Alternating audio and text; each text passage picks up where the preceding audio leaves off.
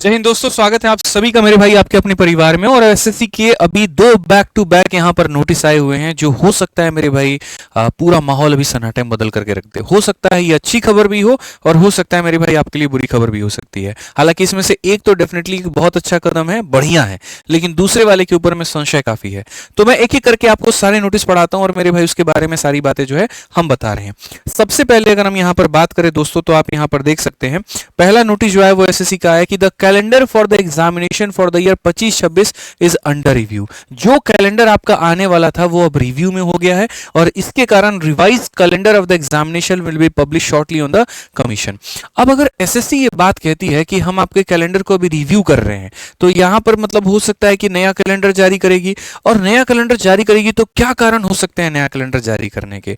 क्योंकि पिछले कुछ समय से आप लोग बहुत अच्छे से इस बात को देख रहे हैं कि सारे के सारे टीचर्स मिलकर के बढ़िया दबाव हम लोग बना रहे हैं उनके ऊपर में। चाहे बात प्रोटेस्ट की हो गई या बात कोर्ट से हो गई, दबाव पूरा का पूरा बन रहा है। बैक टू बैक चेयरमैन साहब से मीटिंग भी हो रही है। इस बात को वो बार बार कबूले भी है कि हाँ हमारे सिस्टम के अंदर में लूपहोल है, गलतियां हैं वहां पर। तो ये बात डीओपीटी तक भी गई होगी।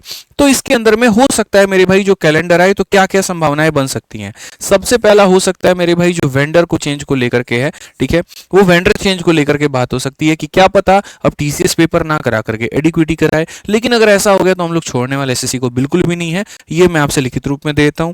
दूसरा क्या पता हो सकता है मेरे भाई जो एग्जाम का पैटर्न है यहाँ पर उसके अंदर में कोई बड़ा बदलाव हो। जैसे कि आप देख सकते हैं डॉक्यूमेंट वेरिफिकेशन बाद में हो रहा है, क्या पता वो पहले हो जाए, तो इसके लेकर के डेट को अलाइन करें। तीसरा हो सकता है जैसे सीपीओ में मेंस का अगर हम बात कर रहे हैं, सिर्फ इंग्लिश पूछा जा रहा है, लेकिन मेरे भाई उसके अंदर में मैथ्स की काफी समय से संभावना है पूछे जाने की, वो भी हो सकता है। मेरे भाई चौथा सवाल मतलब ये भी पैटर्न हो सकता है यहाँ पर, ठीक है, कि स्कीम ऑफ द एग्जामिनेशन ही बदल दिया जाए। क्या पता मेंस के अंदर में और क्वेश्चंस को ऐड किया जाए। तो काफी सारी चेंजेस हो सकता है देखने को मिले, ठीक है। यहाँ पर जो हम बार बार आवाज भी उठा रहे थे कि मेंस हमारा सिंगल शिफ्ट में रहे, तो एक वो भी बहुत बड़ी बात इसके अंदर में हो सकती है। तो सारी चीजों को लेकर के ये अभी अंडर रिव्यू कर दिया गया है। अब नया कैलेंडर जब आएगा मेरे भाई यहाँ पर, तभी उसके बाद यहाँ पर सारी चीजें का स्पष्ट रूप से पता चल पाएंगी। और न सिर्फ कैलेंडर का बल्कि उस एग्जाम का नोटिफिकेशन से जो है सारी बातें क्लियर हो पाएंगी। तो ये तो नोटिस नंबर 1 था। अब उसके बाद में हम बात करते हैं नोटिस नंबर 2 की। लेकिन एक चीज हम आपको बताना चाहेंगे भाई, नोटिस चाहे कोई भी हो, सबसे फास्टेस्ट नोटिफिकेशन आपको हमारे टेलीग्राम पर मिलता है। मैथ्स बाई आदित्य रंजन आप देखेंगे अभी आया हुआ है और तुरंत हमने मेरे भाई नोटिस डाल दिया है। और दूसरा जो हमारा चैनल है वो रैंकर्स गुरुकुल ऑफिशियल है, यहां पर तुरंत हमारे जो है दोनों के दोनों नोटिस डल गए हैं। अब अगर हम यहां पर बात करें तो दूसरा जो आया है वो एक अच्छा न्यूज है, बढ़िया है, अच्छा है। इसमें यहां पर इन्होंने कहा है कि implementation of the Aadhaar based biometric in SSC examination, यानी आप पेपर देने जाते हैं तो वहां पर आपका जो बायोमेट्रिक होगा वो आधार बेस्ड रहेगा। पूरा थोड़ा बढ़िया तरीके से समझा देता हूं कि ये आधार बेस्ड बायोमेट्रिक क्या है।